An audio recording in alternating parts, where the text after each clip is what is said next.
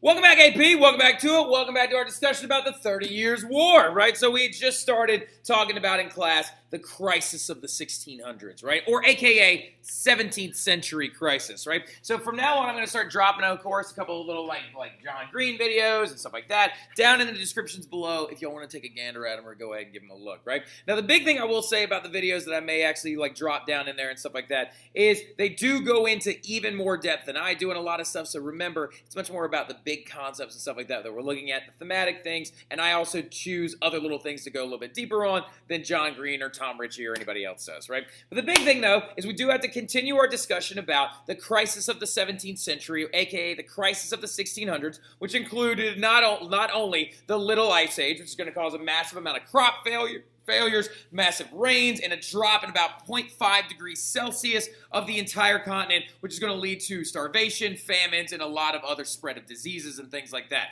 You're also going to see the growth of war, right? War and massive religious violence that was breaking out all over the continent of Europe, from the 80 Years' War to the French Wars of religion, like ending finally in the 1590s. And then also, of course, going up into the 30 Years' War, which will characterize the entirety of like the biggest war period throughout most of Europe. And it will be the bloodiest and most intense and most destructive war that Europe has ever seen up until this point, right? So it's going to lead to the most loss of life. It's going to lead to a lot of other issues while that Little Ice Age is going on. And then on top of everything else going on in the background, you've got massive inflation. Runaway inflation, as some historians have actually referred to it as. And some have referred to it as a price revolution, which I feel like is a little bit of a loaded term. But we talked about it a little bit today is with inflation. We tried to explain it a little bit, where all of these countries are seeing massive influxes of gold and silver from North America, and the prices went up after the influxes of those things, and then a war is going to start, and it's going to take a lot of money to fight said wars. The prices are going to stay high, but people have less money to work with now. Inflation is going to kill, right? There's also this thing called devaluing of currency, like Mackenzie Clark and I were talking about today,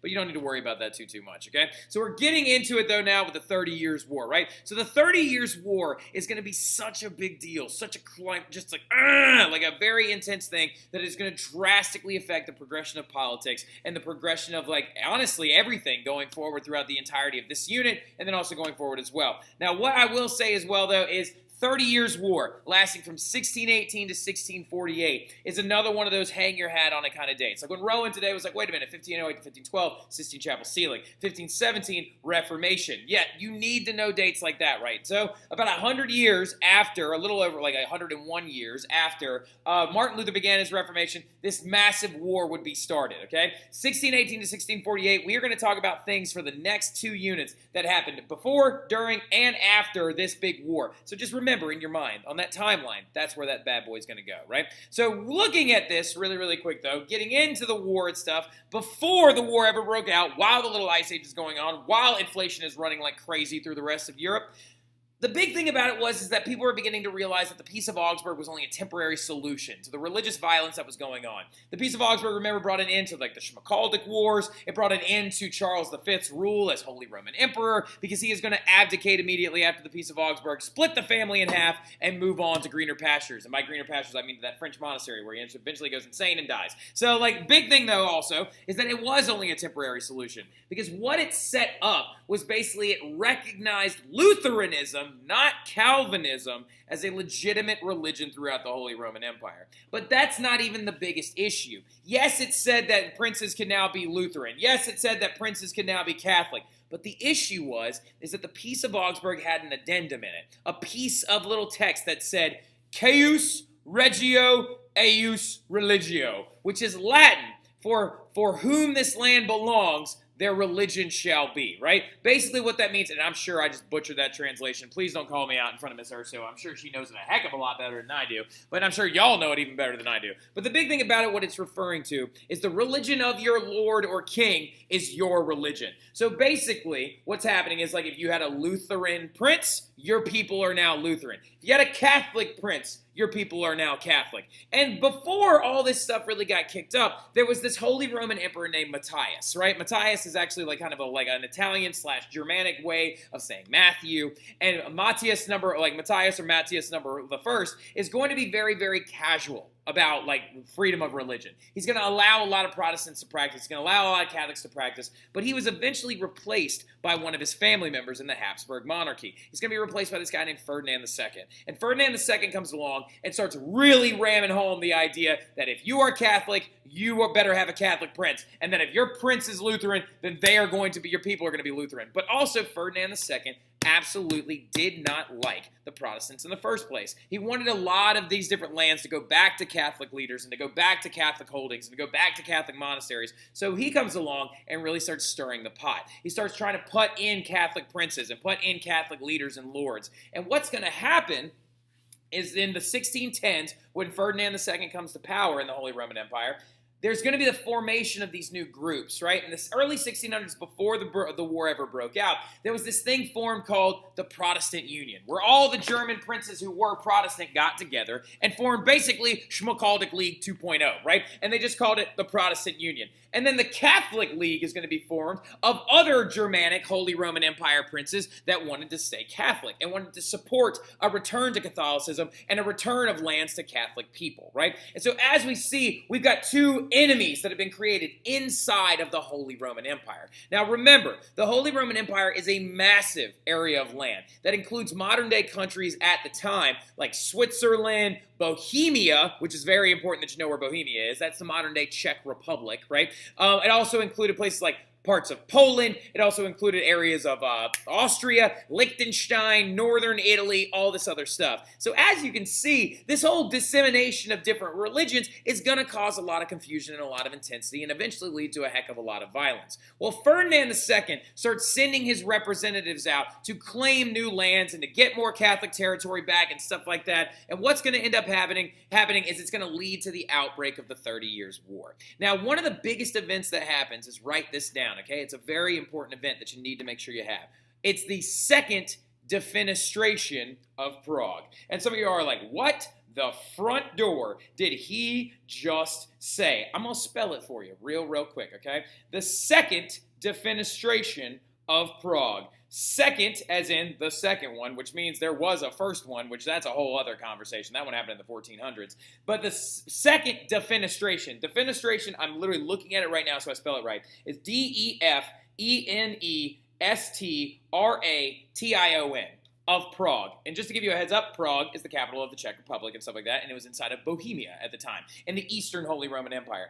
Ferdinand II had sent several representatives to Prague to enforce Catholic laws, to install a Catholic leader, and to tell all these Protestants in Bohemia to go back to being Catholic. And the Protestants were like, oh, nah, to heck with that. We ain't doing that. And they got so mad at the representatives of Ferdinand II that they decided to throw them out a window. The Second Defenestration of Prague is considered to be one of the most important events in this era of European history. When two guys got thrown out of a window and almost died, that's right, they actually didn't die, it is going to officially begin the 30 Years' War. And this war has 4 phases in it, right? Because once these representatives got hucked out a window and fell 21 meters to the ground, right, which is crazy, that's over 60 feet, right? Like, so 21 meters all the way to the ground, where some of you are like, wait a minute, Mr. Terry, pump the brakes. 60 feet is like 6 stories. How did these dudes not die? Well, apparently they fell into a giant pile of horse crap, right? And all the Catholics were like, oh, angels swooped down and saved them from death. And all the Protestants were like, no, they fell in poop. All right, so like, now look, the big thing about it though is those guys lived, and this is going to bring the Protestant Union and the Catholic League crashing down on top of each other. And the very first phase of the 30 Years' War was known as the Bohemian phase. It's when the Protestant Union and the Catholic League start fighting against one another. Now, there's a lot of other crazy stuff that happened. There was this guy named like Frederick V. That was the guy that was elected the king of the Palatinate and all this other stuff. But the one big event that happens in the Bohemian phase is that at the Battle of White Mountain, right, the Battle of the White Mountain, the Protestant forces would be swiftly defeated by the Catholic forces. So something that's important to understand in this 30 Years' War up front, it is a localized religious war at first, right? In the Bohemian phase, it's mostly taking place in Bohemia in this area called the Palatinate, which is actually in the Eastern Holy Roman Empire. And it's the forces of Ferdinand II, the Holy Roman Emperor, against the forces of the the Protestant princes, right? So the thing is the Catholics were better funded, they had better tactics, and they had better movements with their armies and artilleries, and they were able to swiftly defeat the Catholic forces at the Battle of White Mountain, right? Now, right after that, though, about 5 years later, there was this Danish king, right? His name was Christian V or VI or something like that. I can't remember. But, like, so the big thing about it, though, is this Danish king, the king of Denmark at the time. We're going to look that up really, really quickly, actually, just to double check. Danish king 30 Years War. All right, so now the Danish king, Denmark, 30 Years War, right? So here we go. Is going to be being led by, I was 100% right. Come on, tell me I was right. I was so close. It was Christian IV. All right, so but like the Danish king is going to start freaking out, and Denmark is a little bit north of the Holy Roman Empire, right? In this area that they control, because at the time they controlled both Denmark and Norway. And he starts freaking out, and he was like, dude, the Battle of White Mountain, the Protestants got destroyed. The Bohemians, I'm so afraid for them. We all saw what happened last time with the German Peasants' Revolt. And so Christian IV decides to send another Protestant military into the Holy Roman Empire to start this war back up again. So as you can tell, there was a little bit of a break for about 5 years.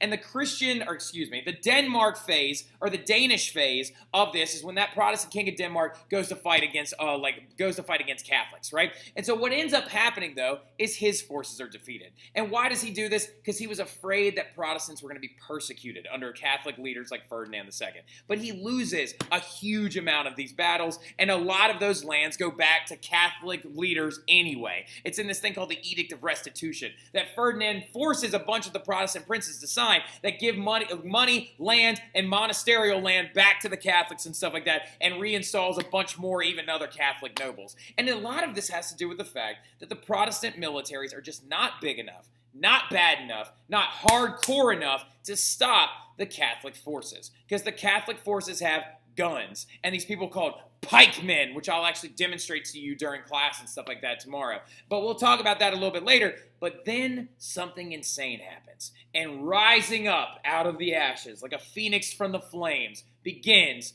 the Swedish phase of the 30 Years' War, when this dude right here by the name of Gustavus Adolphus, or Gustavus I, Gustavus, the king of Sweden, who had a massive army, decides, oh heck no, I'm going to cross that little body of water known as the Baltic Sea. I'm coming into the Holy Roman Empire, and I'm going to beat up on those Catholic forces a little bit, right? And not only did he show up and do this, but Gustavus Adolphus, jot this down really, really quickly, is considered the father of modern-day military, because he showed up with new strategies, right? New strategies that he was like, oh, the Catholics want to fight this way? Well, we're going to fight this way, right? He actually reinforced his army with even more musketeers, or guys that have guns, right? He used pikemen to actually stop the charges of like Catholic cavalry. He also used his lighter cavalry as a thing called shock troops that would actually run in, bat, bat, bat, and then just like ride away. He also used lighter and more mobile artillery to be able to outflank and move around the Catholic forces, and also he creates new units that can independently move around each other.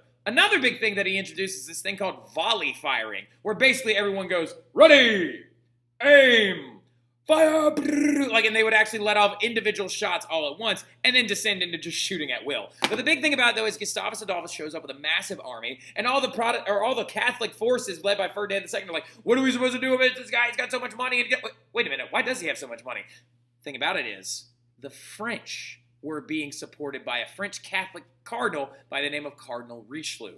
And the king of France at the time was Louis XIII. But he was a very weak king, and he allowed Cardinal Richelieu, his chief minister, to rule a lot in his stead. But wait a second, Cardinal? This doesn't make any sense. He's Catholic. Why would he give a bunch of money and stuff to this Swedish king to fight against other Catholic forces? Aha! Good question right there, Inyasha. I love that question, right? Something that you're beginning to realize is the motivations of this war are beginning to change, right? The motivations of the war in the Bohemian and Danish phase were religious, right? It was Protestants versus Catholics about your faith and about Christianity. It's now turning into a political war, right? It went from being religious to transferring into a political war due to the fact of this concept called the balance of power, right? France wanted to grow their influence and grow the influence of the Swedes to try and reduce the ability for the Habsburg rulers to rule, right? And a lot of this has to do with the fact that France felt cornered, right? On one side of them was the Habsburg Germans, right? The Austrian Habsburgs. On this side of them, the Holy Roman Empire. And below them to the south were the Spanish Habsburgs coming at them from both sides. So the French wanted to fund the Swedish army to get them to deal a devastating blow to the Holy Roman Empire and their forces, right? And so this is now becoming a very politicized and very political-like war. Well, Gustavus Adolphus fights in this war and dramatically kind of like really pushes a lot of big things, wins a huge set of major battles, but unfortunately dies in the process and gets shot during the middle of one of these battles, and he ends up perishing. And following his death, they end up signing another set of peace agreements, and then about yet again, a couple of months goes by, and the French phase starts. And Richelieu is just like, oh, heck nah, bro. Like, I'm just about to come at you right now. And he starts directly invading Habsburg lands and fighting massive sets of wars against the Germanic and Spanish Habsburgs, right? Now, in the long run, though, something that's very important that you need to understand. Was there a clear winner in this war, right? You could argue in a lot of ways that the second phase was dominated by the people going against the Holy Roman Empire. The first phase was dominated by the armies of the Holy Roman Empire, right? Well, the big thing about it, though, is this war doesn't really have a clear-cut winner. And a lot of it has to do with the fact that it was just so obscenely violent, right? Obscenely violent, right? To give you perspective or an example, statistically speaking, that you might be able to drop in like a short answer question one day, World War I, which happened in 1914 to 1918, killed millions of people and literally killed apparently 1.7% of the world population at the time. That's bananas. 1.7% of people died in a war that was really chaotic because machine guns were first being used, tanks, poisonous gas, trench warfare, semi and fully automatic rifles, right? 1.4% or 4 to 6 million people during this war ended up dying without any automatic guns, using garbage muskets, stabbing each other to death, and using these terrifying pikes that they would actually kill each other with, right? So the thing about it was, this war was so violent, and going on during that little ice age, and during the era of inflation, and killing so many people, and townspeople, using guns that were so rudimentary like this one, that it literally just devastated people's ability to keep fighting. And what's going to end up happening is a series of treaties are going to be actually signed just to bring an end to the religious violence. And concessions would be made, Calvinism would be added to the Peace of Augsburg, and people are like, look, worship Jesus however you want. I can't kill people like this anymore. It was just so chaotic and intense that literally Cardinal Richelieu right here is being seen sieging the city of La Rochelle, which is one of the most intense things I've ever seen. La Rochelle, remember, is in France, so he was even attacking Protestants in France, but then also Catholics in the Holy Roman Empire. It was just a massive, crazy war that just led to the deaths of 6 million people. And another big thing that was going on as well was there were these roaming armies, right? Like, so a big thing you have to understand is war back then in the 1600s was not organized like it is the way now. It wasn't people being like, I am this army, you are that army, we will fight here at this time away from civilians. These armies were roaming around during the end of this little ice age, constantly looking for food. And so that they rolled up onto a Protestant village and they were like, we are a Protestant army. Are you a Protestant village? And they would be like, yes, we are a Protestant village. And they would be like, okay, we won't kill you. We're just going to take all of your food and supplies and leave the village there to starve to death. And then if the Protestant army rolled up, or if a Catholic army rolled up on the Protestant village and was like, we are a Catholic army. Are you a Catholic village? And they were like, no, we're a Protestant village. They would be like, okay, we're going to take all of your supplies and not leave you to starve to death, but we're going to mass execute people. One of the biggest and most defining traits of the 30 Years' War, mass executions, assault, roasting people alive in some of these towns and cities because these armies were desperately looking for supplies and food. This war devastated the ability for many Europeans at the time to even function in society and crush their ability to actually understand what is going on, what is going forward, and led, ironically enough, to more religious tolerance throughout the entirety of the continent itself.